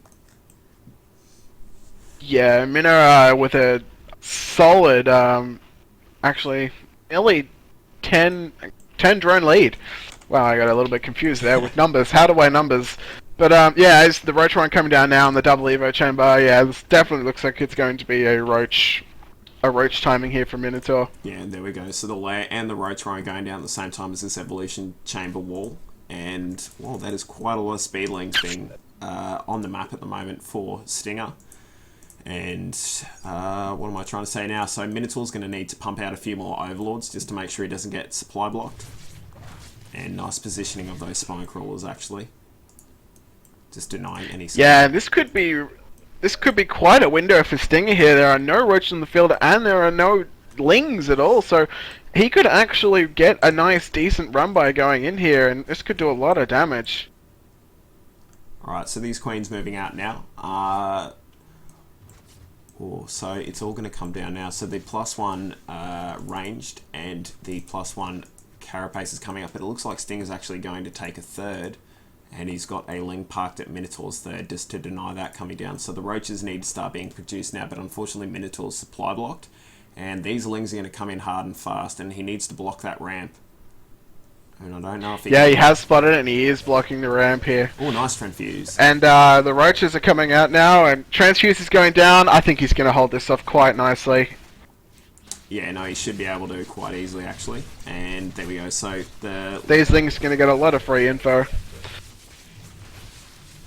Alright, so if we open up the units lost tab, we see it's fairly even at the moment, but a huge 16 roaches now coming out for Minotaur. So this is going to be quite an offensive push, but some spine crawlers already being thrown down for Stinger to kind of hold this off. Yeah, Stinger opting to go for Spire, so we're going to be seeing some Muta play here. I do know that Minotaur loves his Roach Infester, so he should be well and truly prepared for this, unless he's going for some sort of 2-base all-in. Yeah, and it looks like the +1 attack and armor is going to finish at the time or just after this attack commences, and then speed for the roaches will commence a fair way into it as well. A couple of banelings now morphing, so we're going to need to see how good this speed is. Oh, and this attack's going to do a huge amount of damage here. We need to watch out for those banelings though. Oh, and the banelings getting the micro going on here. Alright, so... Oh, and some nice hits, but... he needs to focus down those weaker roaches, because if he picks off those queens, it's going to be quite a hit to Stinger's production. And, oh no, but yeah, roach is quite in deep red. Snipes the queen here, and he's going to pull out, losing a couple more roaches on the way, and he's going to lose these 2 roaches as well. At this point, he just needs to be rallying roaches at home here, and either taking a third or just getting ready for another attack, because Muta are going to be here any moment now, and Minotaur has not scouted it. Yeah, no, so he's going to... and he did lose those 2 queens as well. Now, does he know that third base is up for Stinger? No, he doesn't. Alright. So Minotaur playing a little blind here. Hasn't seen the third base, hasn't seen the Muta tech here. And this could hit him really hard. Yeah, no, and especially since those 2 extra queens that were going to probably be for spreading creep or transfusions, since they were taken out, there's not much that Minotaur's going to be able to do against this as he spots the mutas now. He's going to need to make up his mind if he wants to engage into this and try and trade as effectively as he can, or if he wants to head for home. I think it's a little bit too late to head for home. Yeah, I think Yeah, he's going to engage here. He's just going to walk straight into the ramp, and he will do actually a lot of damage with this push. Muta's not being too effective at killing roaches in small numbers, but this is going to do hoops. And Minotaur's going to target the spy here. It's an excellent idea. Good choice. Throwing up the Hydra down with some spores at home. And the Spire goes down. Now that is not good for Stinger. Now, if he can pick off this extra queen as well, that's just going to help his cause. Oh, even trying to take down the spawning pool. Now, he probably won't end up being able to get it. No. I don't think so, no. Yeah, I think that spawning pool is going to be quite... Oh, it's getting awfully close! Oh, there we go, yeah. And Roach is here attacking the third. It was so now he does know the third's there, and he's taking a third of his own. And he's got 6 Hydras and 14 Roaches on the way, so... These mules are going to get shut down pretty quickly, and it looks like Stinger's in a bit of a world of hurt at the moment. Yeah, no, it's all going to be... I guess these mules are going to have to transition into being for harassment only now. But I think Minotaur kind of... No, he doesn't have the money to, but if he could have produced a few more queens, that would have been nice, and he needs to be careful about these queens as well. Yeah, and actually hasn't broken down those rocks yet, so they're going to have to walk all the way around here just to save the third, but he might not actually save it at this point. The third is taking a lot of damage, the Hydras are not even close yet. The third will fall at this point. Oh, no, opting to pull out, actually. It's some indecision here from Stinger. And, oh, nicely done there, nicely held. Oh, he's got to be careful about And these. he saves the third. Oh, they are coming back in for a... Looks like they're coming in for a snipe, but they are pulling into the main now. There is a Spore and a Queen there. And a couple Hydras, so it looks like he should be able to shut this down. Yeah, and he is pulling nice out. there, and... Minnow's supply blocked. Yep, so that's... Yeah. Oh, there we go. So the bunch of Overlords that he morphed, they're now done. So he's going to try and snipe some drones, but some fairly nice positioning. And he might even want to start to build a second Spore or something in the main.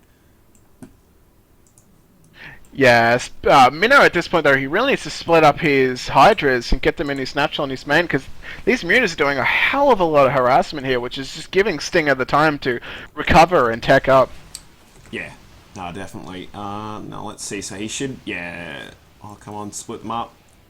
And this must just be getting frustrating for him. There we go, there's the split. So he's going to be able to trap them and yeah, there we them go. together now. Alright, so... And Stinger knows, and he is pulling out with those Mutas. The Roach is actually coming in here for a counterattack. That's a brilliant idea. The Roach is just popping now for Stinger. So it looks like Minnow will pull back out of this. It's probably not worth it in the end. No, definitely not. It is important to say that Minotaur does have the... well, he doesn't have as much of an upgrade anymore, but he has the Carapace upgrade, which would help if his opponent was building Hydras or Lings, but it looks like he's just going Roach, Muta, and maybe some Infestors at the moment. Yeah, although Stinger not rebuilding the Spire, so it doesn't look like he will be continuing down that Muta attack path. So he will just be trying to keep those Mutas out at the moment as cost effective as possible while he techs into Roach Infestor. Alright, and a bunch of spines now being, spores I should say, being thrown down for Minotaur in his main, and his expansions just to try and stop these Mutas getting so much damage done. And Minotaur going straight for a counterattack here with all of his army. This is a brilliant idea. He's going to do so much damage with those Hydras. Yeah. He's going to make sure that the Roaches are in front of the Hydras though, because he will get that extra DPS, because he does not have nearly enough Roaches to engage like full on head on. So he's going to walk up now. And he's pushing up the ramp here. He's losing a lot of Roaches. Oh, but it looks like the DPS Hydras are the only people doing something. No, the Concave's too great. Over microing a little bit there and pulling his Hydras up and losing them for nothing, which is not great.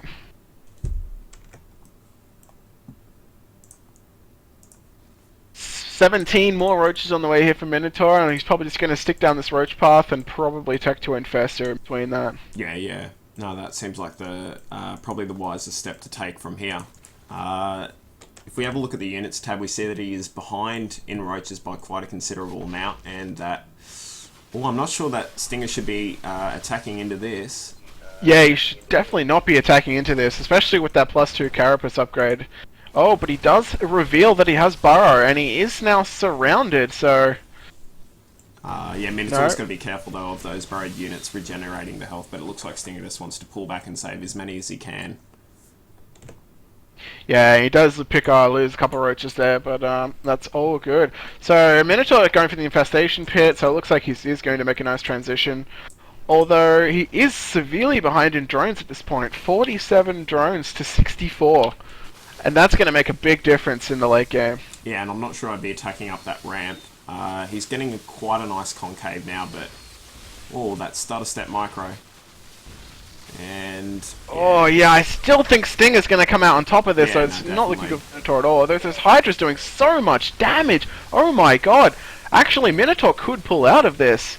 Yeah, he might even be able to trade even, actually, if we have a look at this. So it's getting close, but I think Stinger might just be able to hold on, maybe? Yeah. But by the slightest... Oh, that DPS. Holy DPS, Batman. An important thing to note, though, is Minotaur is on his way to his 4th base, which could be a deciding factor, but it looks like Stinger's moving out to take his as well. Yeah, fairly even on both points, although Stinger with a quite a large 40 supply lead here, and the worker lead as well, so if Minotaur really needs to pull something out of his hat here and pull this together if he's going to win this. Yeah, no, definitely. I guess... Yeah, no, these Infestors have been out for a while for Stinger as well, so they're going to have plenty of energy to spend. So I guess it'll come down to usual kind of mid to late game ZVZ, where it's just a fungal war and who can get the best lineup. But it looks like Stinger's actually pulling home now. Yeah, Stinger opting to play really safe, which is not always a bad idea, but in a matchup such as ZVZ, I do question whether or not it was the right decision. Yeah, no, I don't even think he realises how kind of far ahead he is in the army supply tab. He's got nearly twice as many roaches, and he's got the same amount of infestors, so I think he could have easily rolled over the top of Minotaur there, so let's hope that that doesn't cost him. But the Ultralisks that are coming out could pose quite a problem. Also interesting to note is, oh wow, he's going to lose all his no. infestors here. This is not good. He needs to borrow it, but he doesn't actually have the upgrade. That is not good for Minnow here. And the Fungals are just going to be laid down over the top now of Minotaur's units, and he's just going to lose a lot of those. And I think that... Yeah, that was not a good engage. And the GGWP. Yeah, and there's the GG. So we've got... yeah, unfortunately a really bad engagement there.